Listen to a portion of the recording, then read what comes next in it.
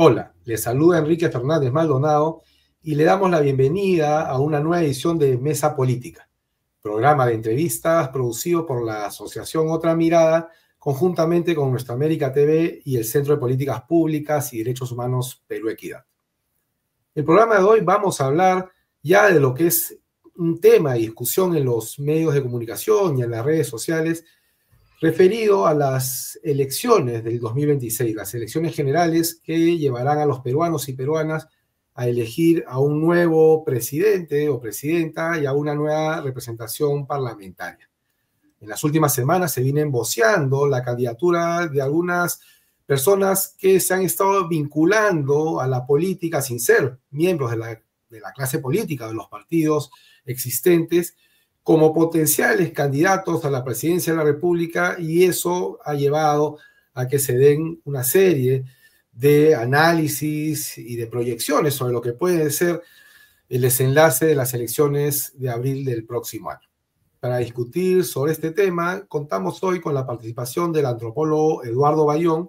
investigador del Centro de Estudios y Promoción del Desarrollo DESCO, con quien ya hemos conversado varias veces en Mesa Política y cuyos análisis siempre aclaran un panorama que en principio aparece confuso ante un escenario donde probablemente contemos con 43 candidatos a la presidencia. Eduardo, muchas gracias por estar en Mesa Política y te invito a plantearnos una primera impresión de cómo llegamos a este escenario electoral con tantos candidatos que disputarán la presidencia y qué implicancias puede tener eso en términos de representación y también de la elección que hagamos los peruanos apenas a poco menos de un año. Gracias a ustedes por la invitación, Enrique. 43 candidatos aparecen como el corazón de un problema grave y, sin embargo, en sentido estricto son la punta de un iceberg. Una sociedad en donde apenas el 10% de la población se declaraba satisfecha con la democracia el año 2024, según el Latino Barómetro, una clase política absolutamente incompetente que nos ha llevado a un parlamentarismo autoritario, corrupto y mafioso, con una presidenta débil. Más de 70% de los peruanos, de acuerdo a una encuesta de Ipsos, que están convencidos que el próximo proceso electoral va a tener una presencia y un financiamiento significativo de la minería ilegal, por ejemplo, y yo diría un hartazgo de la situación que se está viviendo y que ha llevado a distintos analistas a hablar de vaciamiento de la democracia, hablar de democracia a espaldas del pueblo o hablar del desplome del Estado. Una cantidad de muertos significativa como resultado de las protestas, una lógica represiva muy grande y un descrédito de la política en general. Ya, en ese escenario lo que tenemos son 43 franquicias, algunas con historia más larga y con cierta presencia territorial: Fuerza Popular, Alianza para el Progreso, Somos Perú. Otras, recuerdo de un pasado que fue y que resulta ya distante, el APRA en varias fracciones, Acción Popular lo propio, el Partido Popular Cristiano intentando resucitar, etcétera, etcétera, y una gran cantidad de aventureros de distinto pelaje en un contexto en donde izquierda y derecha, centro por lo tanto, perdieron todo sentido, y perdieron todo sentido porque son los intereses privados los que predominan. Ese es, de alguna manera, el marco general en donde abordaremos las elecciones, que no despiertan en la gente el entusiasmo que despiertan en congresistas y en la señora Boluarte, a juzgar por lo que andan decidiendo y por el afán de ponernos a todos ya en modo electoral. Entonces partimos de reconocimiento de que hay un problema de representación, no solo por la oferta, que se ha diversificado, que se ha ampliado hasta números sorprendentes, 43 candidatos a la presidencia. Yo no conozco, no he escuchado, no he leído ningún caso similar en ningún país, ni siquiera de los menos desarrollados, sino también un problema de representación de la sociedad, ¿no? Una sociedad que es heterogénea en los términos productivos, que es geográficamente también diversa y que ha perdido toda esperanza en la política. Y eso se expresa, digamos, en el bajo nivel de aceptación o de popularidad que tienen los actuales candidatos a la República. Digamos, el que tiene una mayor intención de voto a un año de las elecciones es Martín Vizcarra, que además no va a poder postular si se mantiene el veto que ha impuesto el Congreso, y los que lo siguen tienen menos del 10%. En ese escenario, Eduardo, cae casi de sentido común que es necesario formar coaliciones para poder alcanzar, digamos, una segunda vuelta, que ordene un poco la discusión entre los que se alinean más con la continuidad de un modelo y quienes propondrían un cambio, por hablar en términos simples. Tú ves desde la izquierda que hay capacidad para desprenderse de los intereses personales y llegar a un acuerdo político que presente una sola candidatura, que pelee por disputar la defensa de la democracia, la defensa del Estado de Derecho, la defensa de la vida en un contexto de desborde de la violencia y propuestas de cambio. ¿Cómo lo ves tú que estás cercano a la izquierda política peruana? A ver, yo diría que ni desde la izquierda ni desde la derecha, y me atrevo a decir que ni desde el centro, sin tener claro qué es el centro hoy día en este país, hay una voluntad real de armar coaliciones fuertes. Hay un predominio muy significativo de egos, de intereses puntuales y de mutuas exclusiones, que es lo que explica por qué personajes como Martín Vizcarra, haces muy bien en recordarlo, pero también Pedro Castillo y Antauro Humala, aunque ninguno de los tres puede ser candidato a la presidencia, y en teoría solo Pedro Castillo y Antauro Humala hoy día podrían ser candidatos al Senado, son vistos como opciones significativas por un electorado que está harto del elenco que tiene al frente. En el caso de la izquierda, de las izquierdas, sería más justo decirlo, hay discursos que unos días aparecen como parte de esfuerzos unitarios y que otros días suenan a esfuerzos diferenciadores. Digamos, hay figuras, un universo en donde está ahora Nación del ex rector de la UNI, López Chau, en donde está el movimiento Nuevo Perú, y sectores de primero la gente o primero la gente, e incluso grupos que no han venido participando en esas conversaciones, sectores del Partido Morado, digamos, vinculados al congresista Mesías Guevara, al ex congresista Mesías Guevara, que dicen que expresan una voluntad de la que también forma parte el Partido de los Trabajadores y los Emprendedores. Y sin embargo, además de los problemas de cada uno de estos núcleos, es más o menos claro que no hay avances significativos en términos de una propuesta para el país, en términos de una valoración de lo que está en juego a nivel de democracia, y en términos de la necesidad de ampliar esa coalición para que sea viable. Lo propio ocurre, digamos, en el espacio de la derecha, pero quedémonos en el de las izquierdas. Es evidente que hay una serie de grupos que no lograron su inscripción, las distintas formas del castillismo, por ejemplo.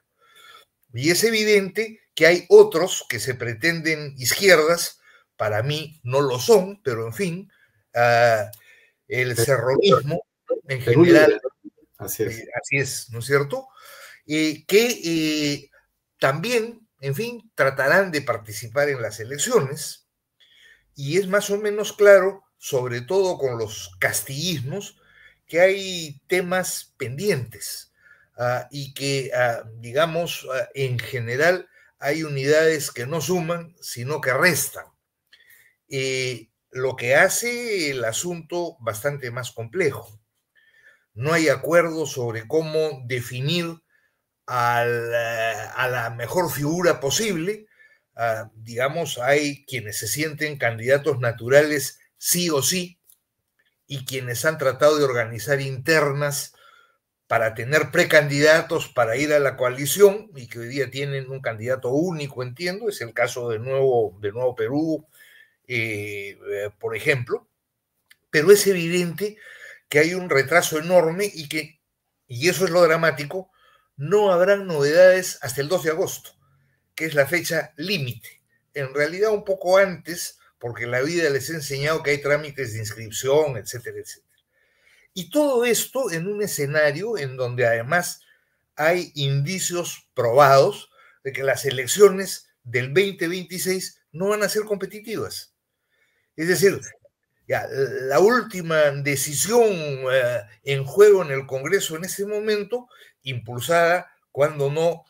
por Fernando Rospigliosi y por el congresista Leguería, los dos de Fuerza Popular, es terminar con la neutralidad política de los actuales parlamentarios y autorizar en que en su semana de representación, con los recursos de todos nosotros, hagan campaña. Ya, ese tipo de cuestión que indigna a la ciudadanía, que la mira, que se da cuenta y que por eso piensa en Martín Vizcarra o piensa en Pedro Castillo o piensa en Antauro Humala, o puede terminar pensando en Philip Butters y Carlos Álvarez, que aparecen como antisistemas de alguna manera y que apelan a sentimientos autoritarios. Me da la impresión que configuran un escenario bastante malo. Tú has señalado el tema de las elecciones competitivas y llama mucho la atención que no se haya hecho una cuestión de Estado cuando se ha detectado que 30 partidos de los 43 inscritos han falsificado firmas. Esto ya debería excluirlos de la contienda electoral, pero a todas luces, a quienes actualmente ejercen el poder, que es la coalición de gobierno, liderada por Fuerza Popular, Alianza para el Progreso, que tienen, digamos, una complicidad en torno a la posibilidad de impunidad con Dina Boluarte, van a hacer todo lo posible para garantizar que la transición política en las elecciones sea pues con una fuerza que sea afín a sus intereses. En el lado de la derecha, tú has mencionado la figura de Philip Butters y de Carlos Álvarez. Tenemos la impresión de que ambos juegan con la posibilidad de replicar la trayectoria política del presidente de Ucrania, Zelensky, que viene del mundo de la farándula, que era un comediante conocido en la televisión, y por el escenario social que nos comentas de desafección de la política, de la ciudadanía mirando las alternativas más extremas, ¿no? Como Tauro, como se le quiso colocar también a Pedro Castillo en algún momento, existe posibilidad que también estos dos candidatos de derecha tengan chances de llegar a una segunda vuelta. Pero, digamos, ¿realmente son candidatos antisistema o están pensando en una suerte de continuar el sistema, pero con la figura de Milei, por ejemplo, que es altisonante, pero que en realidad no es nada distinto en términos de cambio del modelo a lo que ya existía? ¿Cómo lo ves? No, digamos, el que sean percibidos como antisistema y más Butters por su estilo mono con ametralladora, que dispara para absolutamente todos lados y sin ningún freno, no los hace antisistema.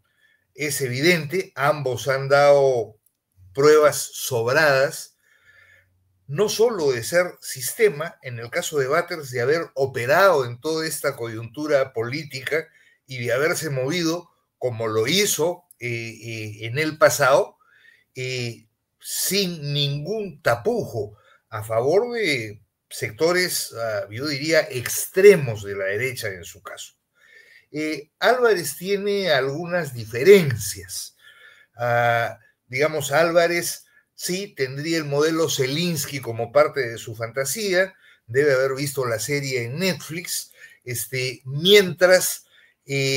Batters lo tiene sin ninguna duda a Milei como paradigma. Es creado desde los medios de comunicación, es impune para lo que dice, su altisonancia lo hace visible, es marcadamente autoritario y es absolutamente autorreferido.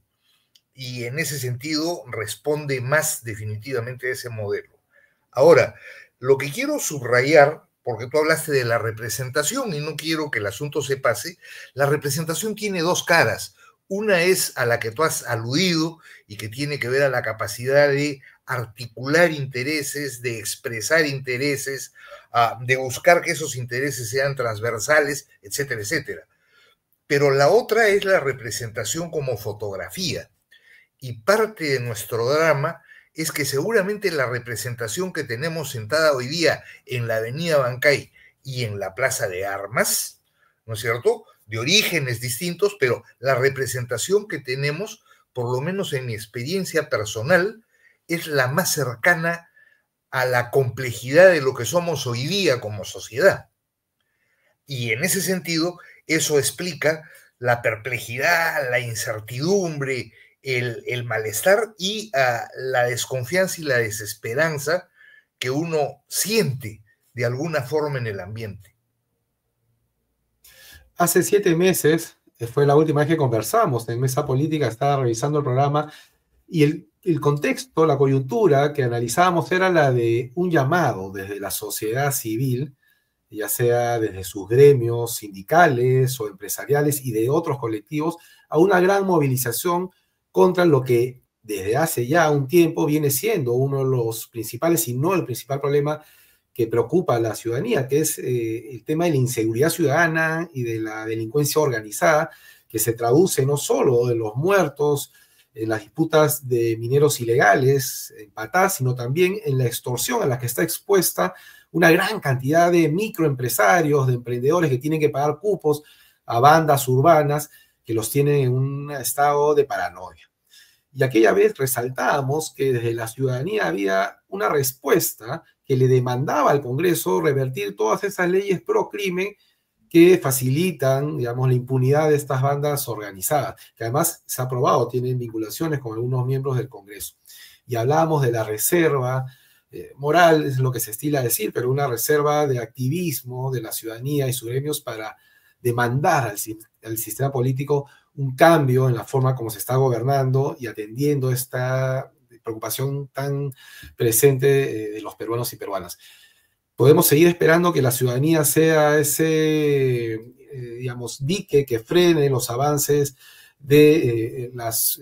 los intereses mafiosos en la política y que nos pueda llevar a una representación que realmente signifique un giro, digamos, en la forma como se viene gobernando el país. Tenemos todavía elementos para pensar en ello, Eduardo, y con esto vamos cerrando el programa.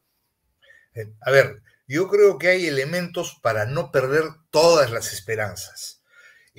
Han empezado a haber respuestas de sectores que tradicionalmente no han sido parte de este escenario, transportistas, bodegueros, etcétera, etcétera, que han logrado, aunque fuere coyunturalmente, acuerdos con sectores organizados tradicionales. Hay sectores vinculados a la empresa privada del estilo capitalismo consciente que empiezan en su estilo y a su manera a tratar de incidir de alguna forma en este tipo de procesos. Hay esfuerzos desde lo que genéricamente denominamos sociedad civil, estilo, qué sé yo, la plataforma democrática, la ciudadanía defendiendo la vida, etcétera, etcétera, que buscan de alguna manera moverse. Hemos tenido un paro reciente que no ha sido muy fuerte en Lima, pero que fue significativo en el interior. Están convocadas otras medidas de movilización y yo quiero creer que por ese lado van a funcionar como presión, yo diría, para sectores de las izquierdas, pero también, y quizá peque de ingenuo, para algunos sectores finalmente democráticos de la derecha. que no son los mayoritarios, pero que sin duda existen. Y es más o menos claro que el objeto fundamental, de alguna forma de acuerdo que necesitamos como sociedad y como país, pasa por hacer viable la construcción de una democracia que hoy día carece de contenido, que ha perdido reglas básicas, que tiene instituciones que no representan al conjunto de la sociedad y que va a tener que discutir, como empieza a ocurrir en todo el mundo, los alcances y los límites de las instituciones clásicas de la democracia liberal.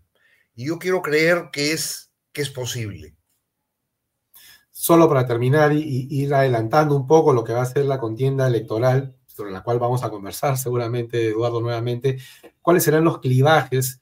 que marcarán, digamos, la disputa política en estas elecciones de 2026? Democracia versus autoritarismo mafioso, cambio de modelo versus continuidad, derechos sociales y económicos versus libertades políticas, civiles. ¿Cómo tú anticipas que puede ser la discusión y qué pistas le darías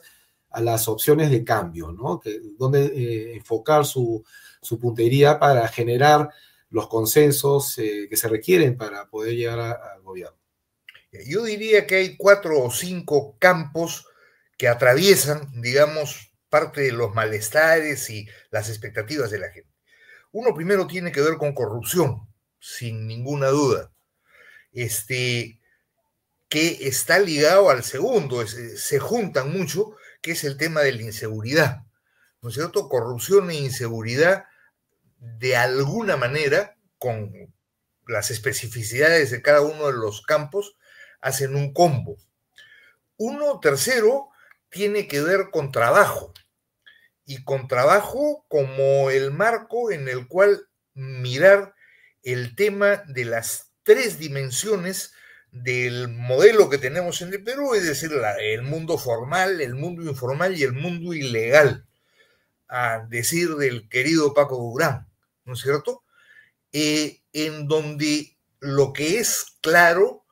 es que en el denominado mundo ilegal hay que empezar a mirar la diferencia entre el mundo ilegal, como ha sido tradicionalmente entendido, y el mundo criminal, y la vinculación en particular del mundo criminal con la gran corrupción. Y frente a eso creo que hay que ser bastante claros. Y hay un cuarto elemento que tiene que ver con derechos, y que tiene que ver con derechos en donde reconociendo las diversidades y reconociendo una gran cantidad de derechos, hay que afirmar por encima de cualquier cosa un conjunto de derechos universales, que son los que permiten de alguna forma una coalición y abrir el espacio para el desarrollo, digamos, de una gran cantidad de derechos que están en la agenda de distintos sectores de la sociedad, en donde algunos de ellos, género, pueblos indígenas, por señalar 2, son sin ninguna duda de la mayor importancia. Bueno, Eduardo, quedan varios temas, digamos, por seguir discutiendo, pero que sean materia de una próxima conversación. El escenario sigue siendo complejo, nunca dejó de serlo desde hace ya algún tiempo. Se cumple el próximo año 10 años desde que se considera esta crisis coyuntural que tiene como su primer antecedente las elecciones del 2016 y de la que todavía no podemos superar. Eduardo, muchas gracias por tu participación en Mesa Política. Quedamos atentos a una próxima conversación y a todos los seguidores del programa los invitamos a compartir el contenido de esta edición a través de las redes sociales que se encuentran en la parte inferior de su pantalla. Con nosotros será hasta una próxima oportunidad.